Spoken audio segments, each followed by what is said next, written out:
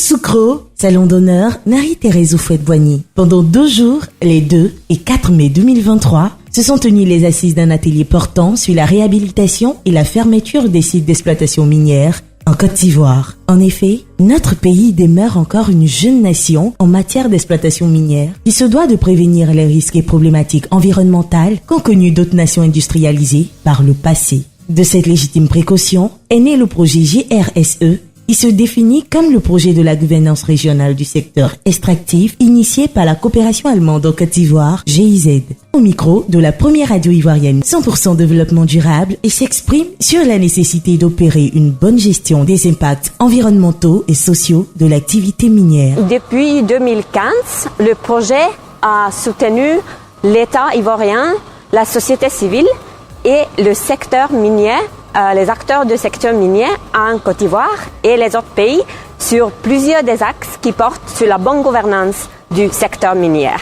Cet atelier vise à continuer cet appui sur la réhabilitation des mines en rassemblant toutes les parties prenantes qui travaillent pour avoir un dialogue multipartite et convenir des résultats en commun sur cette thématique très importante. La question des dangers liés à l'exploitation aurifère artisanale ou illégale, ainsi que les approches de solutions ont été évoquées, suivant un extrait de l'interview qui qualifie cet impact de tueur silencieux pour les populations riveraines qui s'adonnent à la manipulation des produits hautement dangereux tels que le mercure.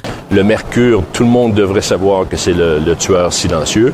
Et on essaie, nous, de faire ce qui est en mesure et dans nos moyens à nous.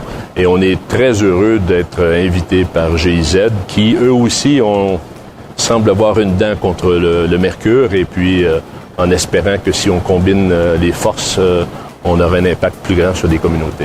Le contexte, la vision stratégique, le cadre réglementaire, la feuille de route, les présentations, les discussions, les bonnes pratiques, les sensibilisations, les panels, ainsi que des travaux de groupe ponctués par des restitutions et propositions ou recommandations ont été au centre de cet atelier qui a réuni de nombreux participants issus de couches universitaires, étatiques et groupements socio-professionnels dont nous vous proposons un bref aperçu de quelques interviews captées au micro de Radio Génération. Ce qui est important, c'est la contribution de l'enseignement supérieur, des universités et de l'INPHB.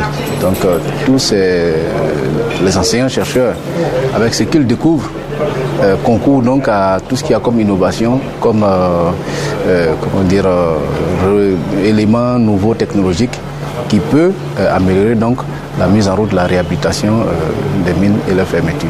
Cet atelier est très important parce que aujourd'hui, le secteur minier est en train de prendre un envol au niveau du pays et on a besoin franchement de doter de la Côte d'Ivoire de beaucoup d'outils. La remarque que je fais, c'est vrai que les compagnies minières industrialisées sont ensemble vraiment, essaient d'opérer en respectant un certain nombre de standards internationaux. L'État à son niveau essaie de créer les conditions, mais les communautés qui sont autour pour le moment vraiment sont à la traîne.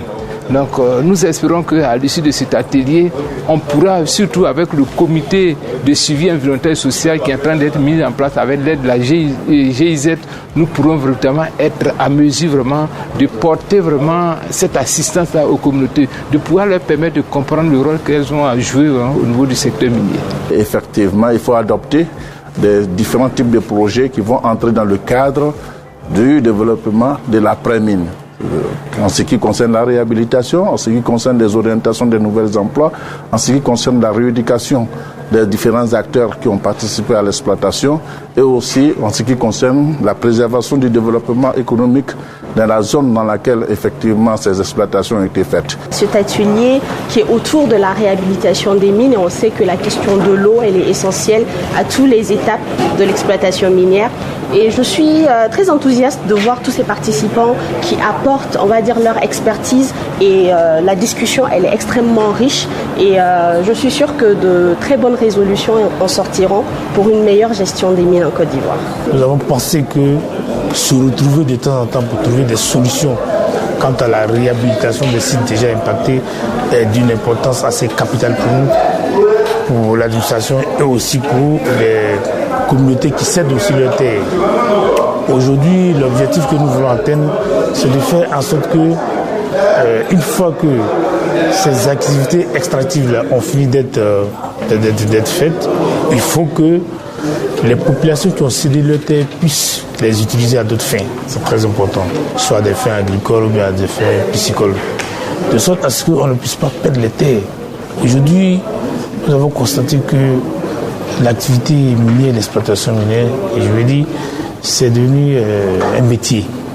Alors, si c'est un métier, ça veut dire qu'il faut faire suivre ça d'une formation, une formation assez adéquate pour que les gens puissent travailler de façon respectueuse de l'environnement. Ce qu'on peut retenir de cet atelier, c'est que ça a permis quand même de valider en fait la feuille de route globale qui a été élaborée par l'un d'eux, le CIAPOL et la Direction générale des mines sous la supervision du programme JRSE de la GIZ, qui en ses axes sur les questions de la réglementation, les questions ponctuelles par rapport à la détermination des coûts, les questions relatives à l'information, surtout en matière de réhabilitation, les questions relatives à la mise en place, par exemple, de cadres de concertation pour le contrôle, le suivi environnemental et social. Je pense que la Côte d'Ivoire est sur une bonne lancée à travers ces institutions de recherche. Il est clair que cet atelier très enrichissant pour les participants bénéficiera aux populations dans la mesure où il pose les bases d'une chaîne d'approvisionnement traçable,